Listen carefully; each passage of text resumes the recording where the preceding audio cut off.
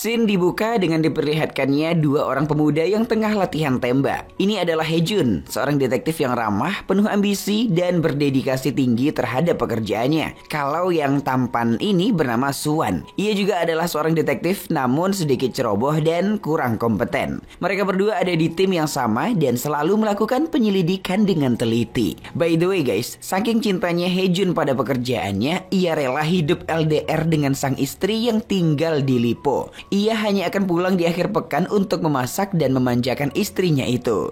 Nah, kenalin, wanita cantik bernama Jung-an ini adalah istrinya Hae-jun. Ia bekerja sebagai ilmuwan di pembangkit listrik tenaga nuklir di kota Lipo. Saat makan bersama itu, Jung-an selalu bertanya apakah Hae-jun bersedia pindah ke Lipo saja. Hal ini karena hubungan mereka mulai renggang, ditambah lagi omongan julid para tetangga guys. Mendengar itu ya kan, Hae-jun hanya bercanda dan mengabaikan permintaan Jung-an.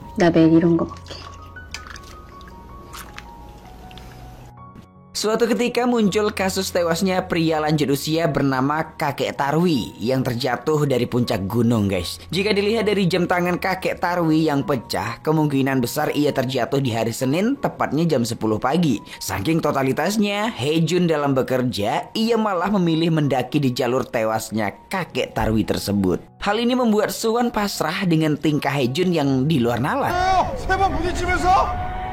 사람이 왜 이런 데를 올라가야 돼요? 왜 굳이 일로 올라가요? 죽은 사람이 간 길이고.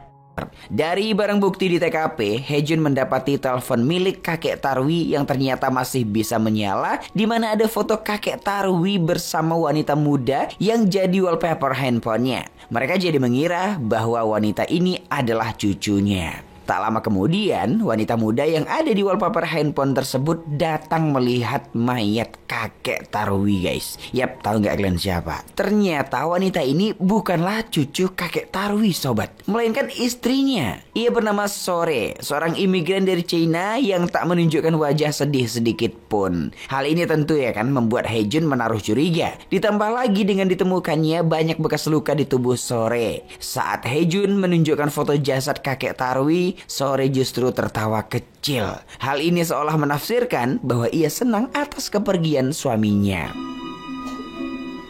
웃는 거 봤어? Berdasarkan dengan luka lebam di sekujur tubuh Sore, dapat disimpulkan bahwa ia adalah korban KDRT. Seperti biasa, saat di akhir pekan, Hae-jun pulang ke Lipo dan melakukan cocok tanam dengan Jung-an istrinya. Usai bercinta itu, Hae-jun pun curhat bahwa ia merasa bersalah atas kepergian Kakek Tarwi. Hal ini tak lain dan tak bukan karena ia belum bisa memecahkan kasus tersebut. Nah, esok harinya, Hae-jun mendatangi rumah sakit tempat Sore bekerja sebagai perawat. Di sana, ia mengetahui bahwa setiap hari Senin Sore akan pergi ke rumah Nek Mijah untuk merawatnya. Petugas rumah sakit juga mengatakan bahwa di hari Kakek Tarwi jatuh dari tebing, Sore memang terkonfirmasi berada di rumah Nek Mijah. Dengan demikian, Sore tak bisa dilabelkan sebagai tersangka. Meski begitu, Hae-jun tetap menaruh curiga pada Sore dan mulai mengintainya yang sedang bekerja merawat Nek Mijah kala itu. Saat mengintai itu guys, Hae-jun justru berfantasi melihat kelembutan Sore yang merawat Nek Mijah. Di sini kita bisa melihat bahwa Hae-jun mulai tertarik dengan Sore.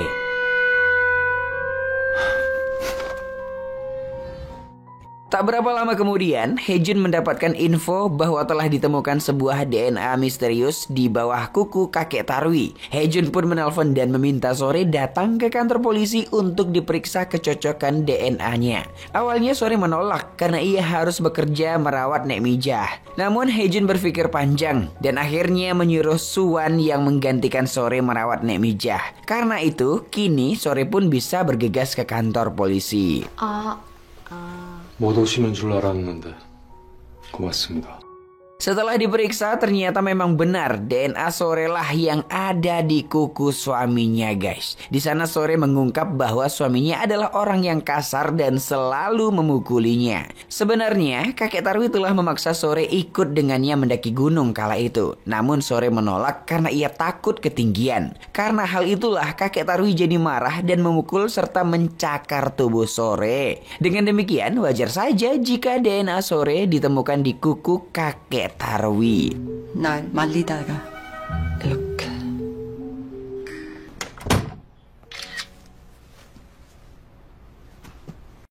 Haejun kemudian memberi waktu untuk Sore istirahat sejenak sebelum ia kembali diinterogasi. Di luar nalar guys, ternyata Sore memanfaatkan waktu istirahatnya itu dengan memakai parfum di beberapa titik tubuhnya. Sore ingin memikat Haejun kala itu. Benar saja guys, Haejun benar-benar gagal fokus kala mencium aroma harum di tangan Sore.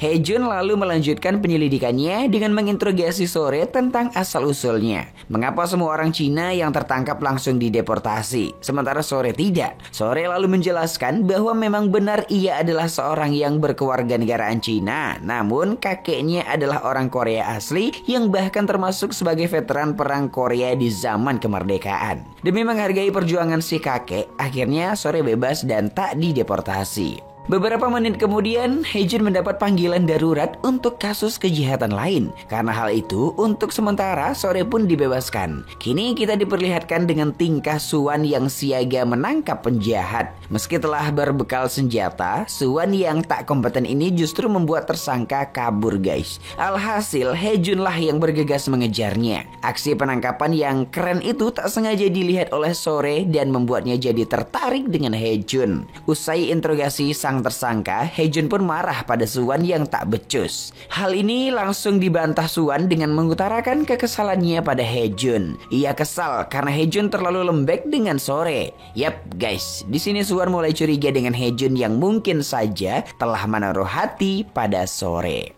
Oke, kita lanjut ya. Suatu malam, Haejun pun mengintai Sore. Sayangnya tak ada apapun yang bisa dicurigai Haejun malam itu. Ia kembali mengintai Sore esok harinya dan masih saja tak menemukan gerak-gerik Sore yang mencurigakan. Tak lama kemudian, Haejun pun mendapat info tentang kasus kematian ibu Sore. Dalam catatan itu, ternyata Sore adalah salah satu terduga yang menjadi dalang kepergian sang ibu. Haejun pun mengirimkan berkas itu kepada Sore guna untuk memvalidasi. Di luar nalar guys, ternyata Sore menyuruh Haejun datang ke rumahnya dan melakukan interogasi di sana. Sesampainya di rumah Sore pun mengaku bahwa memang dialah yang menghabisi ibunya sendiri. Sebab sang ibu mengalami sakit parah dan tak kunjung sembuh. Ia putus asa dan meminta Sore menghabisi dirinya. Atas permintaan itu, Sore pun menyuntikkan 4 kapsul fentanyl sehingga sang ibu bisa pergi dengan cepat. By the way guys, tak hanya sang ibu yang memilih untuk mengakhiri hidupnya. Di sini Sore juga mengungkapkan bahwa suaminya sempat memberikan surat pamit mengakhiri hidupnya. Sore menyimpan surat itu selama ini karena merasa malu punya nasib buruk, di mana semua orang yang dicintainya selalu mengakhiri hidupnya. Ternyata selama ini kakek Tarwi selalu mendapat pesan ancaman karena menikah dengan Sore yang berkebangsaan Cina.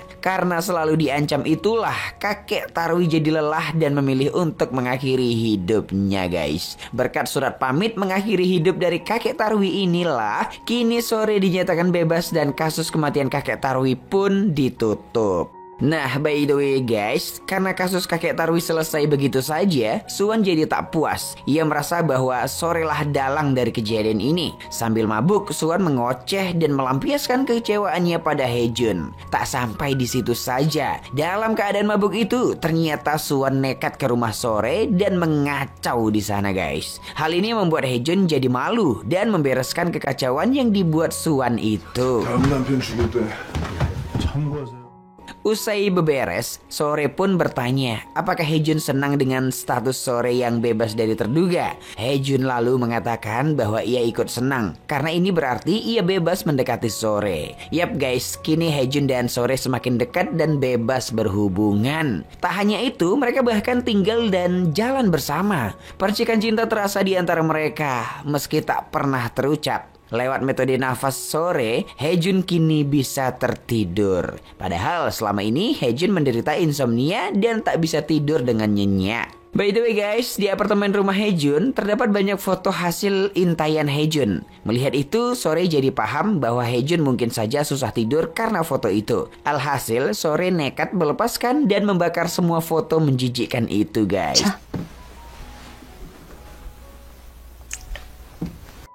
Saat momen PDKT itu, mereka semakin terbuka dan menjelaskan ketakutan mereka masing-masing. Diketahui, Sore takut akan ketinggian, sementara Haejun takut dengan bau darah. Saking dekatnya dua bucin yang dimabuk kisah cinta ini, Jung-an jadi curiga saat mencium bau udut di baju Haejun guys. Haejun pun mengatakan bahwa ia telah nyebat lagi. Hal ini tentu saja membuat panik sang istri karena Haejun kembali ke kebiasaan lamanya. Pasalnya, Haejun ini ternyata telah lama berhenti nyebat guys. Yap, tentu saja bau udut di baju Haejun adalah bau udut hasil sebatan sore ya kan. 폈어. 담배! Suatu hari, Haejun menggantikan Sore untuk merawat Nek Mijah. Di sini, Haejun jadi curiga karena Sore dan Nek Mijah memiliki HP yang sama. Haejun juga tak sengaja melihat aplikasi pelacak langkah di HP Nek Mijah. Di hari Senin, tepatnya kakek Tarwi meninggoy, ternyata langkah di HP Nek Mijah terdeteksi sebanyak 138 langkah. Hal ini tentu saja tak mungkin karena Nek Mijah adalah wanita tua yang lumpuh. Haejun jadi menaruh kecurigaannya lagi pada Sore. Demi membuktikan kecurigaan itu, Haejun rela mendaki gunung lewat jalur mudah.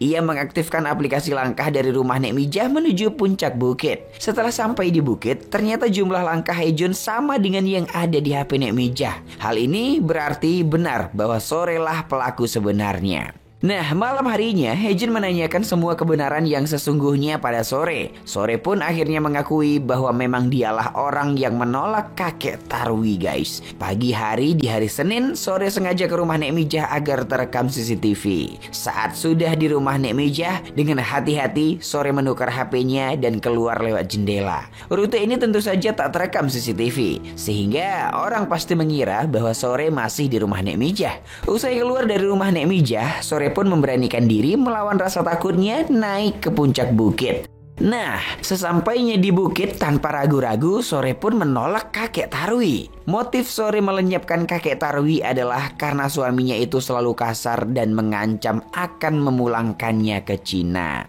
Mendengar itu, Haejun pun jadi kesal karena ia merasa diperalat. Ia mengira bahwa Sore sengaja mendekatinya agar Haejun buyar dalam penyelidikan. Sore mengatakan bahwa semua hal di dalam kisah cinta mereka tak ada hubungannya dengan sabotase. Namun, Haejun sudah tak percaya lagi dengan semua omongan Sore. Karena masih ada setitik cinta di hati Haejun, Haejun pun menyuruh Sore melemparkan HP Nek Mijah ke laut. Dengan lenyapnya HP Nek Mijah, maka Sore bisa terbebas dari jerat hukum. Yap guys, Haejun membiarkan Sore bebas meski berlawanan dengan naluri detektifnya. Haejun pun pergi meninggalkan Sore. 할머니 폰 바꿔드렸어요. 같은 계정으로.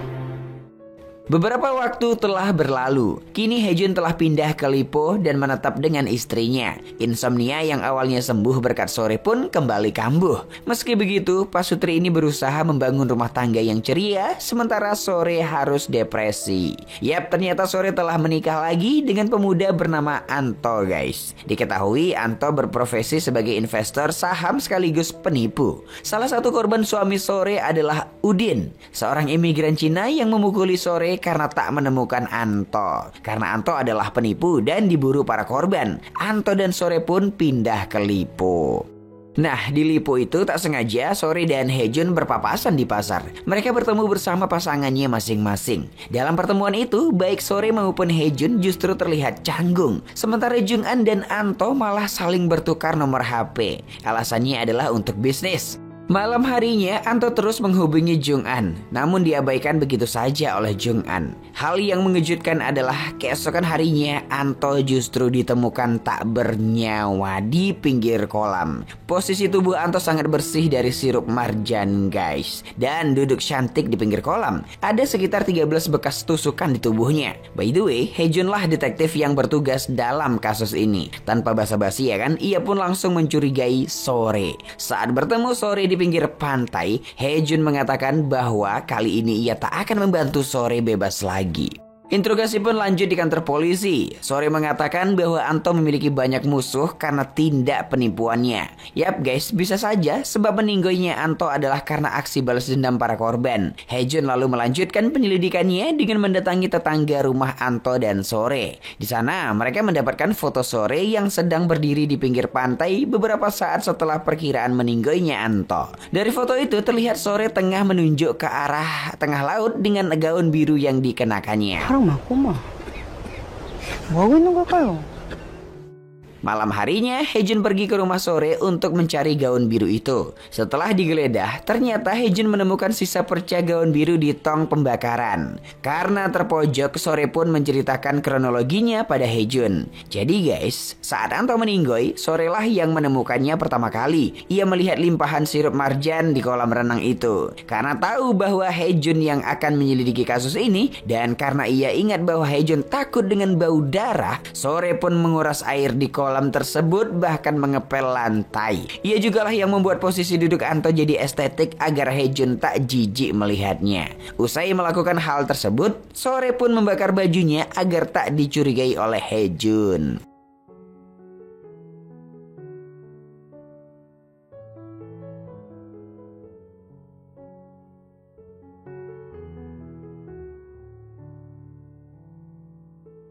Sore pun akhirnya dilepaskan. Namun Haejun masih merasa belum memecahkan kasus itu. Ia meminta polisi untuk melacak nomor HP Anto yang ternyata ada di dalam laut. Haejun pun jadi teringat dengan foto Sore di pinggir pantai.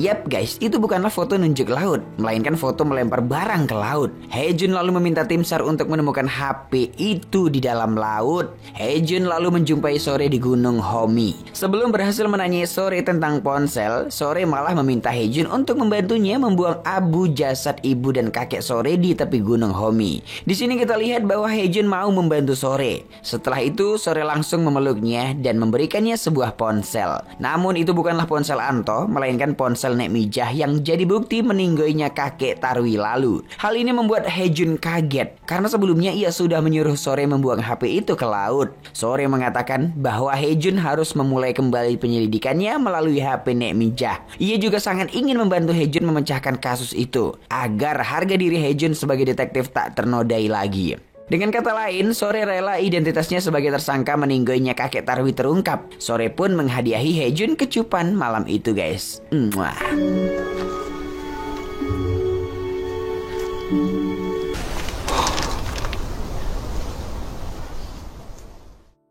Saat pulang ke rumah, ternyata Jung-an telah mengemas barang-barangnya dan hendak pergi. Ia tampak akan pergi dengan seorang pria yang kita ketahui sebagai rekan kerjanya. Hal ini karena Jung-an sudah curiga dengan Haejun yang bermain api di belakangnya. Di sini kita juga bisa melihat bahwa ternyata Jung-an juga selingkuh dengan rekan kerjanya guys. Yap, malam itu jadi akhir dari kisah mereka. Esok harinya, Haejun merenungi kepergian istrinya itu. Ia memejamkan mata, namun justru teringat pada momen pemindahan Sore ke sel penjara wanita. Di mana di dalam mobil polisi itu, Sore menanyakan bagaimana kondisi insomnia Haejun. Di sana terlihat bahwa sebenarnya mereka masih saling mencintai, namun tak bisa berbuat apa-apa. Haejun lalu terbangun dari lamunannya saat ada rekan kerja yang datang. Yap guys, HP Anto yang dibuang ke laut telah ditemukan. Di dalam HP itu terungkap bahwa sebenarnya Anto mencoba menghubungi Jung-an untuk menipunya. Karena Jung-an tak pernah mengangkat teleponnya, akhirnya ia mengancam Sore. Jika Sore tak mau sebuah rekaman tersebar, Sore harus menyelesaikan semua hutang piutang Anto. By the way guys, rekaman yang dimaksud adalah rekaman tanda cinta Haejun pada Sore. Ternyata Anto tahu bahwa Haejun dan Sore pernah bermadu kasih. Jika rekaman itu tersebar, maka reputasi Haejun sebagai detektif akan hancur. Demi menyelamatkan Haejun, Sore pun memutar otak untuk melenyapkan Anto. Ia teringat dengan Udin yang merupakan salah satu korban Anto. Di sini kita ketahui bahwa Udin berniat melenyapkan Anto saat ibunya telah meninggoy. Karena itulah Sore nekat ke rumah sakit tempat ibu Udin dirawat. Ia menyuntikkan 4 botol fentanyl agar ibu Udin meninggoy dengan tenang. Karena sang ibu telah meninggoy ya kan, Udin yang kalut pun jadi tega menghabisi Anto dengan brutalnya. Yap, dengan demikian Sore berhasil melenyapkan Anto tanpa tangannya sendiri. Setelah mengetahui kebenaran itu, Haejun pun bergegas mencari keberadaan Sore yang menghilang. Ia tersambung ke telepon Sore, namun tak tahu di mana keberadaannya. Melalui telepon itu, Haejun bertanya mengapa Sore berbuat sejauh ini demi menolongnya. Ia juga bertanya tentang rekaman cinta itu. Padahal Haejun merasa ia tak pernah mengucapkan kata cinta. Di sini Sore hanya berpesan agar Haejun membuang ponsel Anto ke laut agar tidak ada yang tahu tentang rekaman suara itu. Ingat kata kuncinya ya guys, buang HP ke laut. Usai mengatakan hal demikian, sambungan telepon Sore pun diputus. Haejun yang sempat mendengar suara ombak pun jadi mencari Sore ke seluruh pantai di Lippo. Tak berapa lama kemudian, akhirnya Haejun berhasil menemukan mobil Sore. Ia kemudian menyusuri pantai itu untuk menemukannya. Di sisi lain, ternyata Sore telah menggali kuburannya sendiri, guys. Ia duduk dengan santuy sambil menunggu ombak menyapu pasir ke lubangnya. Yap guys, Sore memilih untuk mengakhiri hidupnya sendiri. Tak lama kemudian, air pasang diiringi ombak benar-benar menyapu pasir dan menutup lubang itu. Haejun terus mencari Sore namun tak menemukannya. Saat akhirnya Haejun sampai di lokasi terakhir Sore, lubang kuburan Sore telah rata dengan pasir. Kini riwayat hidup Sore benar-benar sudah tamat. Dengan putus asa, Haejun pun mencoba mendengarkan rekaman di HP Anto. Di sana Haejun berkata, "Buanglah HP Nek Mijah ke laut." Yap guys, ternyata Haejun memang tak pernah mengucapkan kata cinta. Namun kata-kata buang HP ke laut adalah bukti cintanya pada Sore. Bukti bahwa ia rela melukai harga dirinya sebagai detektif demi melindungi Sore, sang pujaan hatinya. Haejun pun hanya dapat menangis meratapi kepergian Sore. Oke guys, dengan begitu film ini pun tamat.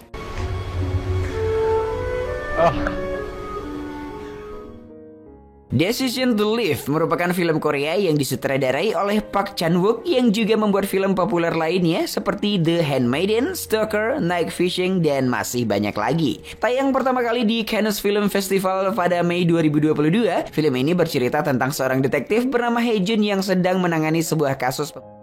Dia bertemu dengan Sore yang merupakan mantan istri dari pria yang sudah meninggal. Ketika proses penyelidikan berlangsung, Haejun secara perlahan malah jatuh cinta dengan Sore. Dalam film kriminal bernuansa romantis ini, sutradara Park Chan-wook berhasil menyabet gelar sebagai sutradara terbaik dalam ajang festival Cannes. Park Chan-wook menjadi sutradara kedua yang berhasil memenangkan gelar ini setelah 20 tahun lamanya. Kemenangan yang patut diapresiasi, mengingat persaingan ketat para kandidat sutradara film lain dari berbagai negara.